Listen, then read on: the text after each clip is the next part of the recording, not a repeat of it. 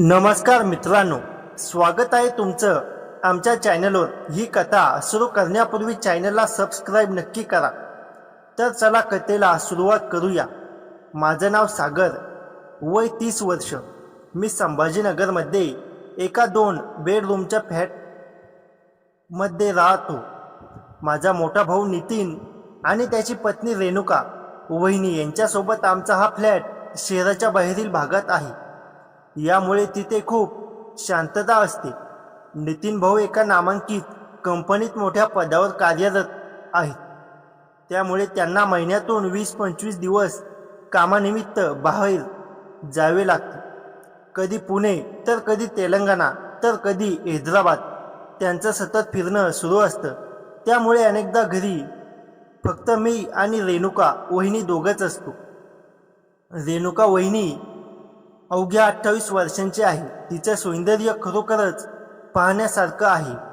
गोरी कांती, मोठे आणि बोलके डोळे, जाड भुया, आणि ती जेव्हा हसायची तेव्हा तिच्या दोन्ही गालांवर गोड खाड्या पडायच्या। तिचे केस काळेभोर, लांब सडक, रेशमी व गर्द होते।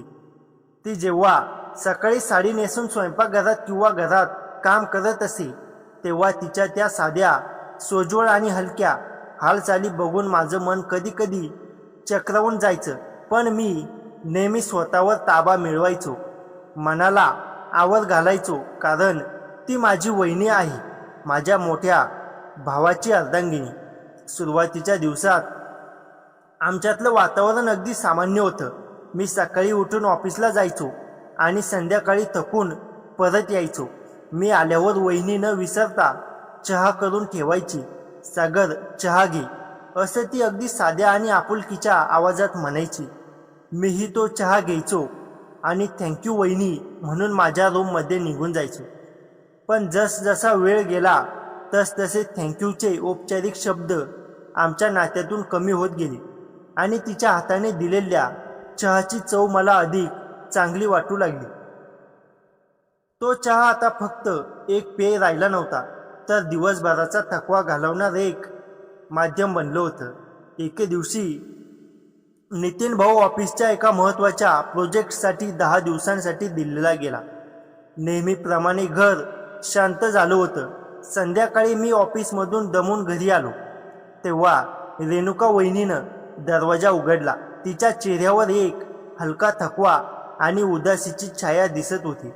किती उशीर आलास सागर, जेवण गरम करू का तुझ्यासाठी, तिने विचारलं। हो वहिनी, आज ऑफिसमध्ये खूप काम होतं, प्रचंड भूक लागलीये, मी सोफ्यावर बॅग ठेवत म्हणालो। मी हातपाय धुवून डायनिंग टेबलवर बसलो। तिने प्रेमाने भात, आमटी, भेंडीची भाजी आणि थंडगार ताक वाढलं। मी जेवायला सुरुवात केली तेव्हा तीही माझ्यासमोर येऊन बसली आणि स्वतःही जेवू लागली। काही वेळ आमच्यात पूर्ण शांतता होती, फक्त चमच्यांचा आवाज येत होता। मग आमच्यातील शांतता तुटली। ती हळू आवाजात बोलली, सागर, तू रोज ऑफिसमध्ये उठल्यावर तिथे एकटाच खात असणार ना? मला ना इथे घरी एकटीला जेवायला खूप कंटाळा येतो। नितीन तर नेहमीच कामात व्यस्त असतो आणि बाहेर असतो। तिचा आवाज शेवटी हलकासा भिजला होता, जणू तिच्या डोळ्यात शब्दांचा गोळा आला होता। मी जेवता जेवता तिच्याकडे बघितलं। तिच्या डोळ्यात जरी पाणी नसलं तरी तिच्या मनातील तो एकटेपणा आणि ती अनामिक छाया मला चेहऱ्यावर स्पष्ट दिसत जाणवली। वहिनी, तू काळजी करू नको, मी आहे ना घरी। आता भाऊ येईपर्यंत तंट आपण रोज एकत्र जेवू, त्यात काय हरकत आहे, मी तिला धीर देत हसत म्हणालो। माझं हे वाक्य ऐकताच तिच्या चेहऱ्यावर एक छानसं हसू आलं। तिने कृतज्ञतेने माझा हात ठेवला। तिचा हात माझ्या हातावर फक्त एका सेकंदासाठी आला। तू खूप छान आहेस सागर, नितीनला माझ्यासाठी कधी इतका वेळ नसतो, असं म्हणत तिने हळूच हात काढला। पण त्या एका सेकंदाच्या स्पर्शाने माझ्या मनात एक हलकी गोड लहर उठून गेली। मी जेवण झाल्यावर रूममध्ये गेलो आणि स्वतःला बजावलं, हे काही नाही सागर, ती तुझी वहिनी आहे आणि तो स्पर्श फक्त एका सहवासाची व सहचर्याची भावना होती. त्यापेक्षा जास्त काही विचार करू नकोस. त्या रात्री मी बेडवर पडलो, पण डोळे मिटूनही झोप येत नव्हती. मी छताकडे बघत विचार करत होतो. रेणुका वहिनी इतकी सुंदर आहे, मनाने बाहेरून आणि आतून इतकी चांगली आहे, तरीही तिच्या आयुष्यात हा एकटेपणा का? भाऊ जेव्हा घरी असतो तेव्हा ती खूप हसते, आनंदी राहायचा प्रयत्न करते, पण जेव्हा भाऊ नसतो तेव्हा तिच्या चेहऱ्यावरची ती शांतता आणि एकाकीपणा मनाला टोचत होता. दुसरीकडे मीही एकटाच होतो. कॉलेज संपल्यानंतर एका मुलीशी माझं ब्रेकअप झालं होतं. त्याला आता 2 वर्ष झाली होती. तेव्हापासून मीही मनाच्या एका कोपऱ्यात एकटाच होतो. पण रेणुका वहिनी वेगळी होती. तिच्याशी बोलताना तिच्या आजूबाजूला असण्याने माझ्या मनाला एक वेगळी शांतता मिळायची. दुसऱ्या दिवशी वीकेंड असल्यामुळे मला ऑफिसला सुट्टी होती. सकाळी मी थोडा उशिरा उठलो आणि हॉलमध्ये आलो तर रेणुका वहिनी तिथे योगा करत होती. लिव्हिंग रूममध्ये तिने चटई अंथरली होती. तिने ब्लॅक योगा पॅन्ट आणि हलका निळा टॉप घातला होता. योगाच्या व्यायामामुळे तिच्या चेहऱ्यावरचा हलका घाम आला होता, त्यामुळे तिची गोरी कांती अधिकच चमकत होती. तिने आपले लांब केस मागे घट्ट बांधले होते. मी स्वयंपाकघरात गेलो, दोघांसाठी चहा केला आणि हॉलमध्ये घेऊन आलो. वहिनी, चहा घे, खूप वेळ झालाय योगा करतेस, आता थोडा ब्रेक घे. मी चहाचा कप तिच्या समोर ठेवत म्हणालो. तिने हसून माझ्या हातातला कप घेतला. चहा पिताना तिच्या गळ्यातून घामाचे थेंब वाहत होते. मी माझी नजर तिथून लगेच फिरवली. मला माहीत होतं की असं बघणं योग्य नाही, पण माझं मन माझ्या सांगण्यावरून चालत नव्हतं. ती चहाचा आस्वाद घेत होती. सागर, तू एरवी ऑफिसला कधी निघतोस रे? तिने विचारलं. 9:30ला. वहिनी, का ग? मी विचारलं. काही नाही, फक्त सहज विचारलं. तू गेल्यावर घरी पूर्ण शांतता असते, मी एकटीच असते ना, त्यामुळे वेळ कसा घालवायचा हेच कळत नाही. ती खंत व्यक्त करत राहिली. आणि त्या दिवसापासून आमच्यातल्या गप्पा आणि संवाद खूप वाढला. संध्याकाळी मी ऑफिसमधून आलो की ती उत्साहाने दरवाजा उघडायची आणि विचारायची आजचा दिवस कसा गेला, ऑफिसमध्ये काय झालं ते मी तिला सगळं सांगायचो. मग तीही मला तिच्या कॉलेज लाईफच्या गोष्टी सांगायची. ती इंजिनिअरिंगला होती, तिचीही अनेक स्वप्न होती, पण लग्नानंतर तिला जॉब सोडावा लागला. नितीन म्हणाला की तू घर सांभाळ, कमवायला मी खंबीर आहे, असं ती म्हणाली आणि हलकीशी हसली. पण त्या हास्यात तिची दडलेली नाराजी आणि अपूर्ण स्वप्नांची खंत आम्ही स्पष्ट ओळखू शकत होतो. एके रात्री आम्ही दोघं हॉलमध्ये टीव्हीवर एक सिनेमा बघत होतो. तो एक रोमॅन्टिक कॉमेडी सिनेमा होता. ती माझ्या शेजारी सोफ्यावर बसली होती. आमच्यात फार अंतर नव्हतं. सिनेमात एक असा प्रसंग आला, तिथे नायक अत्यंत भावुक होऊन नायिकेला मिठी मारतो आणि आपलं प्रेम व्यक्त करतो. तो सीन बघताना रेणुका वहिनी थोडी अस्वस्थ झाली. तिने आपले पाय सोफ्यावरून दुमडून घेतले आणि ती माझ्या दिशेने थोडी वळली. मी तिच्या चेहऱ्याकडे बघितलं तर तिच्या गालावर हलका लाल रंग चढला होता आणि ती लाजत होती. वहिनी, काय झालं? थंडी वाजते का तुला? मी विचारलं. नाही छे, काही नाही रे. ती लाजून हसली आणि तिने तिची नजर टीव्हीकडे वळवली. रात्रीचे 12 वाजले होते. सिनेमा संपला. ती सोफ्यावरून उठली आणि म्हणाली, मी झोपते आता. सागर, तूही लवकर झोप, सकाळी ऑफिसला जायचं आहे. मी होकारार्थी मान डोलावली, पण तिच्या खोलीकडे जाण्यापूर्वी ती दरवाजापाशी थांबली, मागे वळली आणि अत्यंत हळवार आवाजात म्हणाली, सागर, तू घरी आलास की मला खूप बरं वाटतं रे. मनातला तो एकटेपणा, ती भीती कुठेतरी कमी होती. तिच्या खोलीचा दरवाजा बंद होताच मी एक मोठा दीर्घ श्वास घेतला. माझ्या मनात विचारांचं काहूर माजलं होतं. हे नक्की काय होतं? ती माझी वहिनी आहे, पण तिच्या एकटेपणाची, तिच्या हसण्याची आणि तिच्या माझ्यासाठी असलेल्या छोट्या छोट्या काळजीची माझ्या मनावर हळूच पकड निर्माण होत चालली होती. मी स्वतःला वारंवार समजत होतो, सागर हा फक्त एकाच घरात राहण्याचा सहवास आहे, जास्त काही विचार करू नकोस. पण माझं मन आता माझं ऐकण्याच्या पलीकडे गेलं होतं. तिच्या केसांचा तो हलका सुवास, चहा देताना होणारा स्पर्श आणि तिच्या डोळ्यांतील ती ओढ, हे सगळं मला चुंबकीय शक्तीसारखं आकर्षित करत होतं. त्या रात्री मी झोपलो, पण माझ्या स्वप्नातही तीच आली, माझ्याशी हसून बोलणारी, माझ्या जवळ असणारी रेणुका. त्यानंतरचे दिवस अधिकच वेगाने गेले. आमच्या इथल्या छोट्या छोट्या गोष्टींमधून भावनिक जवळीक वाढू लागली. मीही आता घरातल्या कामात तिला मदत करू लागलो होतो.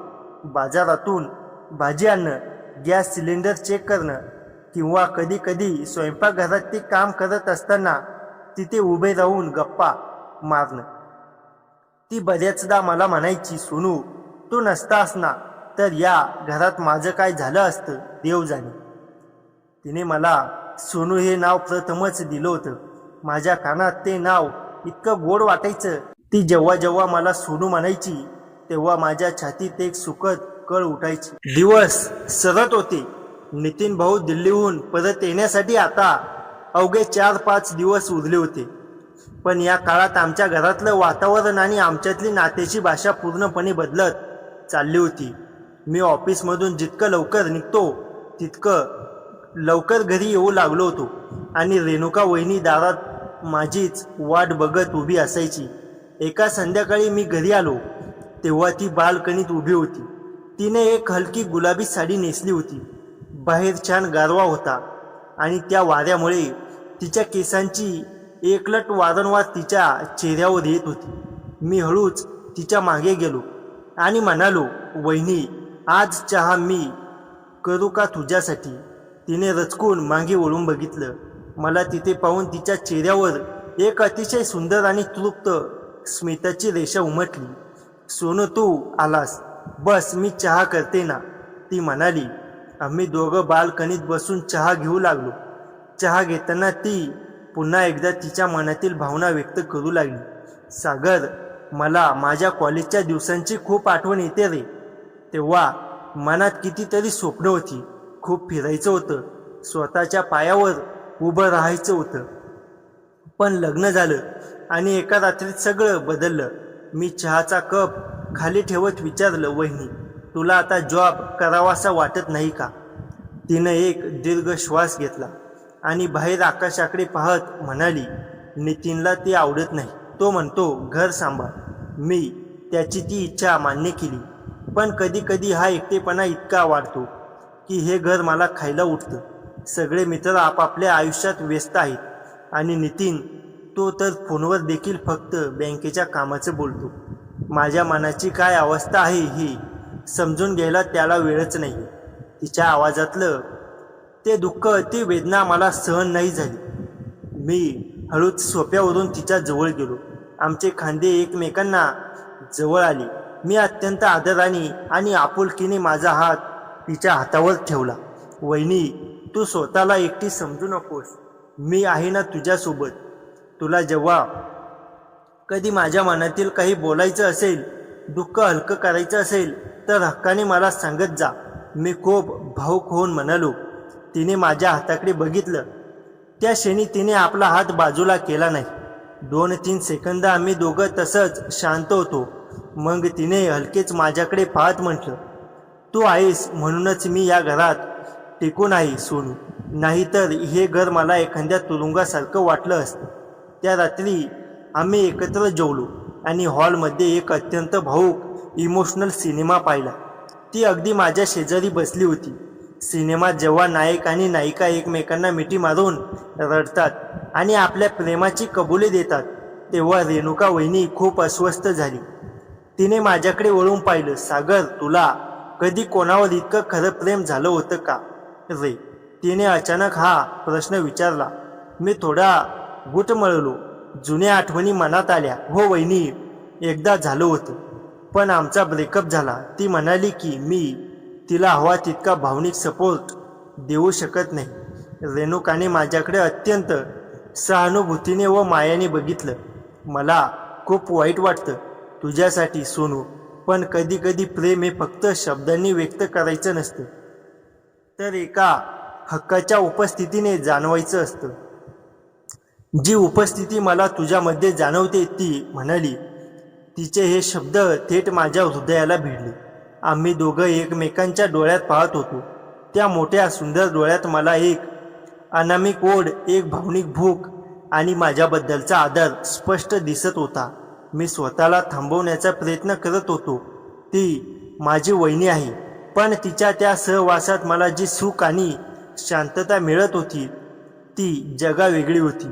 दुसऱ्या दिवशी संध्याकाळी अचानक संभाजीनगरमध्ये मुसळधार पाऊस सुरू झाला. विजांचा कडकडाट आणि डागांचा गडगडाट सुरू होता. अचानक संपूर्ण भागातील लाईट गेली आणि घरात पूर्ण अंधार पसरला.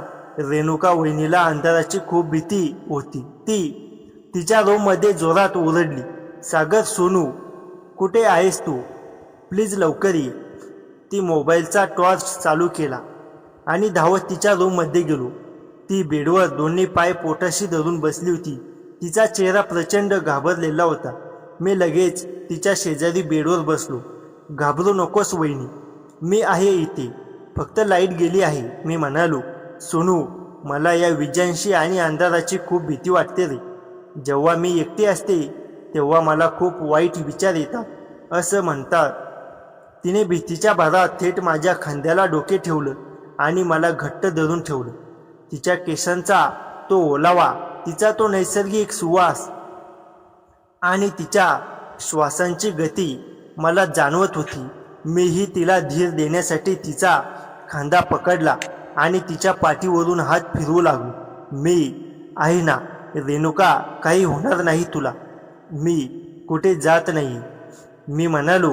मी आयुष्यात प्रथमच तिला तिच्या नावाने हाक मारली होती. तिने माझ्या या हाकेचा कोणताही राग मानला नाही. उलट ती माझ्या अधिक जवळ आली, जणू तिला तिच्या आयुष्यातील सर्वात सुरक्षित आसरा मिळाला होता. जवळपास तासभर आम्ही तसेच बसून होतो. बाहेर पाऊस कोसळत होता आणि आत आम्ही दोघं एकमेकांच्या भावनिक ओढीत शांत बसलो होतो. ती हळू आवाजात म्हणाली, सोनू, तुझ्या शेजारी बसल्यावर माझी सगळी भीती पळून जाते. नितीन घरी असताना देखील मला कधी अशी शांतता मिळाली नाही. माझ्या मनात एक प्रचंड धंद सुरू होती, पण तिच्या एकटेपणाला, तिच्या हळव्या मनाला आधार देणं माझं कर्तव्य वाटू लागलं होतं. तिने माझा हात तिच्या दोन्ही हातात घेतला. आमची बोटं एकमेकांत गुंतली. आम्ही काहीच बोलत नव्हतो, पण आमच्यातील ती शांतता खूप काही बोलून जात होती. तेवढ्यात अचानक लाईट आली. खोलीत प्रकाश पडताच ती हलकेच माझ्या मिठीतून बाजूला झाली, पण उठण्यापूर्वी तिने आपला मऊ हात माझ्या गालावर ठेवला. तिच्या डोळ्यात कृतज्ञतेचे अश्रू होते. थँक्यू सोनू, आज तू नसतास तर मी भीतीने काय केलं असतं माहीत नाही. त्या रात्रीनंतर आमच्यातलं अंतर पूर्णपणे मिटलं होतं. आम्ही दोघं एकमेकांशिवाय राहू शकत नव्हतो. नितीन भाऊ दुसऱ्या दिवशी दुपारी येणार होता, त्यामुळे त्या रात्री आमच्या घरात एक विचित्र अस्वस्थता होती. रेणुका सकाळपासून खूप शांत होती.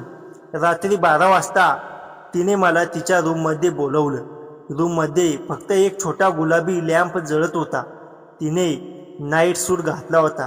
तिचे लांब केस तिच्या पाठीवर सोडलेले होते. मी बेडच्या काठावर बसलो. ती माझ्या शेजारी आली आणि तिचे डोके माझ्या मांडीवर ठेवलं. मी हळुवारपणे तिच्या केसांत बोटं फिरवू लागलो. रेणुका, उद्या भाऊ येतोय. आपण जे काही करतोय हे ते योग्य आहे का? मी अत्यंत जड अंतःकरणाने विचारलं.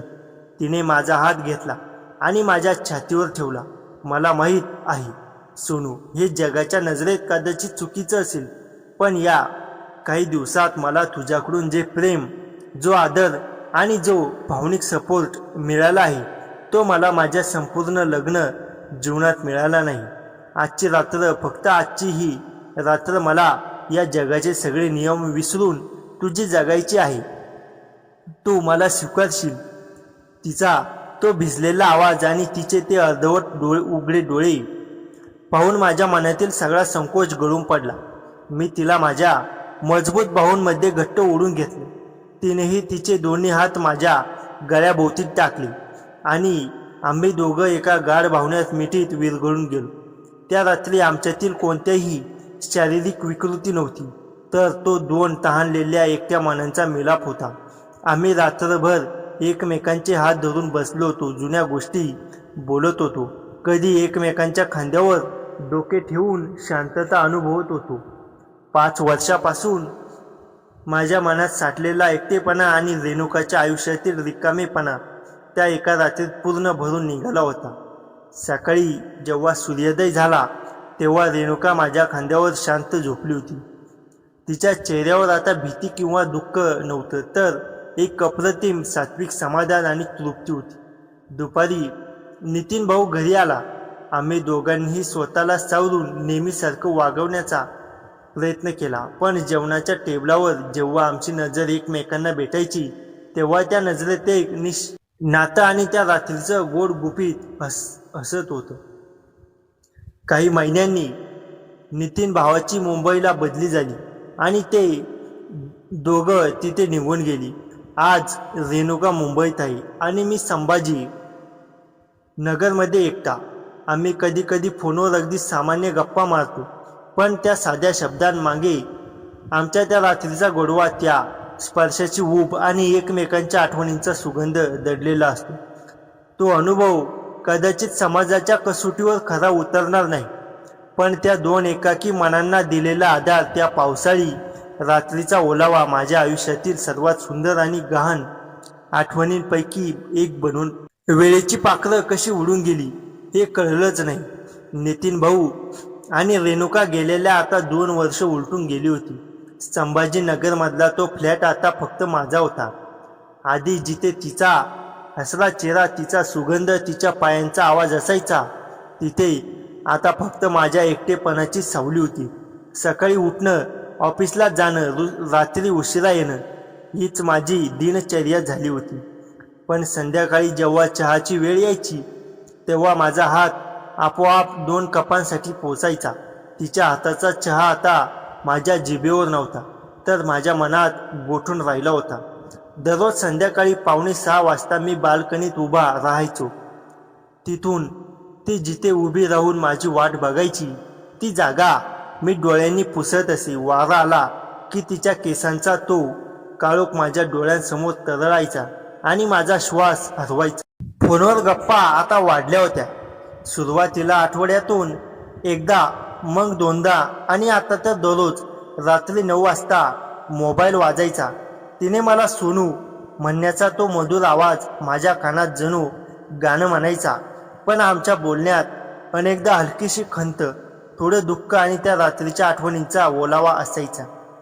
एके रात्री जवळपास 11:30 वाजता माझा फोन वाजला. समोर रेणुका होती, मात्र तिचा आवाज ऐकताच मला काळजी वाटली. ती रडत होती, हलकेच खोकल्यासारखे, पण अश्रूंनी भरलेले असू तिच्या आवाजात होते. सोनू, मी खूप अस्वस्थ आहे, खूप. नितीनला पुण्याला दीर्घ प्रवासावर जायचं आहे. 10 दिवसांसाठी मला येथे मुंबईत एकटीला सोडून जातो. तो अजिबात समजून घेत नाही. आज त्याला म्हणाली, मला तुझ्यासोबत हवंय, तर म्हणाला, तू माझा पाठलाग का करतोस? माझं काम सांभाळ, मला खूप वाईट वाटतंय सोनू. तिचं दुःख ऐकून माझं काळीज चिरडलं गेलं. मी तिला धीर दिला. रेणुका, शांत राहा, तुला माहिती आहे मी इथे आहे, तू फक्त फोन कर कधीही. तिने उत्तर दिलं, सोनू, मला फक्त फोनवर नाही, तुला प्रत्यक्ष हवंय, तुझ्या हाताचा स्पर्श हवाय. डोळ्यांतील ती शांतता बघायची. माझ्या आजूबाजूला लाखो लोक आहेत, पण मला एकटीच वाटते. तिचे हे शब्द माझ्या हृदयातील गहन अंधारात प्रकाशाची किरणं घेऊन आली. मी तिला काहीतरी उत्तर द्यावं, पण माझा आवाज गळ्यात अडकला. त्या रात्री मी झोपलो नाही. मी ठरवलं, मला तिला भेटायचं आहे, फक्त एकदा. कदाचित हे चुकीचं असेल, पण माझं मन म्हणत होतं, तिच्या एकटेपणाची साल तूच सोडली आहेस, तिचं दुःख तू समजतोस. 2 दिवसांसाठी माझ्या कंपनीने मला मुंबईला एका महत्त्वाच्या मीटिंगसाठी पाठवलं. 3 दिवसांचा प्रवास होता. मी पहिल्यांदा रेणुकाला फोन केला. रेणुका, मी येतोय मुंबईला. उद्या संध्याकाळी. फोनच्या दुसऱ्या बाजूने एक चित्कार ऐकू आला. खरंच सोनू, तू येतोस खरंच? तिच्या आवाजातला तो उत्साह, ते उडणारे बोल. मला वाटलं की मी कितीही अडचणीत पडलो तरी हा क्षण जगण्यासारखा आहे. मी मुंबईत उतरलो. ऑफिसमधून सुटका मिळताच मी वरली जवळच्या एका शांत कॉफी शॉपमध्ये तिला भेटायचं ठरवलं. मी तिथे पोचलो तेव्हा ती आधीच कोपऱ्यातल्या टेबलावर बसली होती.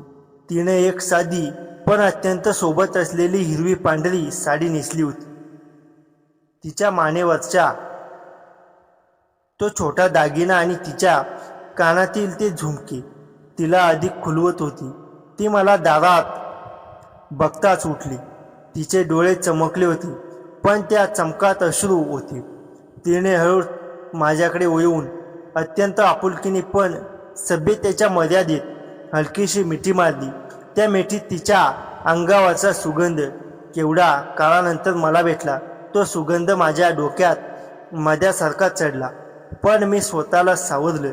कशी आहेस रेणुका? मला तुझी खूप आठवण येत होती, मी हलक्या आवाजात विचारलं. ती म्हणाली, आता बरी आहे सोनू. आतापर्यंत खूप वाईट होती, पण तू आलास म्हणून सगळं बरं झालं. या शहराची गर्दी, या गाड्यांच्या शिट्ट्या, हे सगळं मला खाऊन टाकते. नितीनला फक्त बँकेच्या फायली, नफा तोटा, शेअर्स यांची चिंता असते. मी माझा फोन समोर ठेवते तर तो पाहतही नाही. मी प्लीज म्हटलं तर तो हम्म म्हणतो. माझी फक्त एक छोटीशी कोंडी झाली आहे सोनू. मी माणूस आहे, एखादी वस्तू नाही. ती बोलत असताना तिचे हात थरथरत होते. मी टेबलवर हात ठेवून तिच्या बोटांना हळूवार स्पर्श केला. तिने तिचा हात मागे न घेता माझ्या बोटांत आपली बोटं गुंफली. तो स्पर्श विजेसारखा वेगवान आणि उबदार होता. सोनू, मी खूप विचार केला. मला नितीनला सगळं सांगायचंय. मला तुझ्यासोबत राहायचंय. मला या रिकाम्या वैभवात राहायचं नाही. मला तुझ्या त्या छोट्याशा फ्लॅटमध्ये तुझ्या शेजारी राहायचे. मी कुठेही जाईन, फक्त तुझ्यासोबत. तिचं हे बोलणं ऐकून माझा श्वास थांबला. मला तेच हवं होतं, पण मला भीती वाटत होती. रेणुका, तो माझा भाऊ आहे. मी त्याचा विश्वासघात कसा करू? पण मी तुला सोडूनही जाऊ शकत नाही. तू माझी झालीस, मनाने, भावनेने, आत्म्याने. तुझ्याशिवाय माझी प्रत्येक सेकंद आगीत जळती आहे. मी माझ्या डोळ्यातील ओलावा लपवत म्हणालो, मग आपण त्याला सांगूया. सत्य सांगा. कितीही वाईट वाटलं तरी सत्याची सोबत आपली असते. नितीन माझा नवरा आहे, पण त्याने मला माझ्या माणुसकीपासून दूर केलं. तू मला जिवंत केलंस. तू मला परत हसायला, परत स्वप्न पाहायला, परत प्रेम करायला शिकवलंस. हे तो कधीच करू शकणार नाही. तिचा आवाज कडक झाला होता. आम्ही कॉफी संपवली आणि समुद्र किनाऱ्यावर मरीन ड्राईव्ह फिरायला गेलो. रात्र झाली होती. लाटांचा आवाज, वाऱ्याची झुळूक आणि दूरवरच्या दिव्यांचा प्रकाश. आम्ही दोघं शांतपणे चालत होतो. अचानक तिने माझा हात घट्ट धरला आणि माझ्याकडे पाहत म्हणाली, सोनू, मी फार हट्टी आहे. मला आज रात्री तुझ्यासोबत हवंय. फक्त जवळ, फक्त आपल्या त्या रात्रीसारखं. मला तुझ्या खांद्यावर डोकं ठेवून झोपायचे. तुझ्या जवळची ती सुरक्षितता अनुभवायची. मी तिला घट्ट धरलं, तिच्या गालावर हात ठेवला आणि तिच्या डोळ्यात बघत म्हणालो, रेणुका, मला तुझ्यासोबत जगायचंय, पण आदराने, प्रेमाने. मी तुला इथे गाडीतच घेऊन जाऊ शकतो, पण ते योग्य होणार नाही. आधी नितीनशी बोल. तुझा फोन कर. मी तुझी वाट बघेन. कितीही वेळ लागला मी बघेन, पण आपण चोरून नाही, उघडपणे, प्रामाणिकपणे प्रेम करूया. या जगाला समजावून समजाव, पण आपल्या प्रेमाची लाज वाटता कामा नये. माझ्या या शब्दांनी ती तिथून गेली. तिच्या डोळ्यातले अश्रू आता स्पष्टपणे वाहत होती. तिने मला घट्ट मिठी मारली आणि माझ्या कानात म्हणाली, तू खरंच खूप छान आहेस सोनू. तुला मिळालं हे माझं भाग्य. ठीक आहे, उद्या नितीनला फोन करते, हे सगळं तिला सांगते, आणि मग जे होईल ते आपण दोघं मिळून सहन करू. आम्ही तिथे तासभर बसलो. लाटांचा आवाज, तिच्या डोळ्यातील चांदणं, माझ्या मनातील शांतता, तो क्षण अमर होता. दुसऱ्या दिवशी सकाळी मी परत संभाजीनगरला निघालो. गाडीत बसल्यावर मला रेणुकाचा फोन आला. सोनू, मी ठरवलंय, आज रात्री नितीन येईल तेव्हा मी सगळं सांगणार. फार घाबरू नको, तू फक्त माझ्यासाठी प्रार्थना कर. मी उत्तर दिलं, रेणुका, मला तुझ्यावर विश्वास आहे. तुझ्यासाठी मी कधीही दूर नाही. फोन ठेवल्यावर माझ्या मनात अनेक विचार येत होते. नितीन काय म्हणेल, तो रागावेल, आपल्या नात्याचा काय होईल. पण रेणुकाचे ते गोड हसू, तिचा तो विश्वास, या सगळ्या पुढे सर्व अडचणी छोट्या वाटू लागल्या. रात्रीचे 10 वाजले. मी फ्लॅटमध्ये एकटाच उग्रपणे फिरत होतो. अचानक मोबाईल वाजला. समोर रेणुकाचं नाव होतं. मी घाबरत फोन उचलला. हॅलो रेणुका, मी उत्सुकतेने विचारलं. फोनवर रेणुकाचा आवाज नव्हता, तर थंड दगडासारखा कठोर आवाज होता. सागर, मी नितीन बोलतोय. मला काय वाटतं तुला माहिती आहे. रेणुकानं मला सगळं सांगितलं. पण तिनं सांगितलं त्या 10 दिवसांच्या प्रवासात तुम्ही दोघं काय केलं. तिच्या डोळ्यात जे प्रेम होतं ते ती मला कधीच दाखवू शकली नाही. तिने कबूल केलं. मला वाटलं आपण भेटलंच पाहिजे. मी उद्या संभाजीनगरला येतो आणि आपण तिघांनी बसून बोलूया. पण आधी एवढं सांग ना, तू माझ्या बायकोला असं का केलं. फोनवर नितीनचा आवाज थरथरत होता, पण त्यात रागापेक्षा जास्त वेदना होती. माझं हृदय जोरात धडधडत होतं. मी शांतपणे उत्तर दिलं, नितीन भाऊ, हो, तुम्ही बरोबर आहात. आम्ही चुकलो, पण ती प्रेमाची होती. रेणुका तुमच्याबरोबर एकटी होती. मी तिला समजलं, तिने मला समजलं. आमचं एकमेकांशिवाय राहत नाही. मी तुमच्यासमोर उभं राहण्यास तयार आहे, कारण ती माझी आयुष्याची सोबती आहे. फोन बंद झाला. माझ्या चेहऱ्यावर घाम आला होता, पण मनात एक वेगळीच शांतता होती. आता वादळ येणार होतं, पण वादळानंतरचा प्रकाश फक्त आमच्यासाठीच असेल याची मला खात्री होती. उद्या सत्याचा चेहरा आपण सर्वांना दाखवायचा होता. ही कहाणी थांबणार नव्हती, तर नव्या अध्यायाला सुरुवात होणार होती. मी खिडकीजवळ उभा राहून आकाशात पाहत होतो. एखादा तारा चमकला. तो रेणुकाचाच होता. मी मनात म्हणालो, घाबरू नकोस रेणुका, मी तुझ्या सोबत आहे.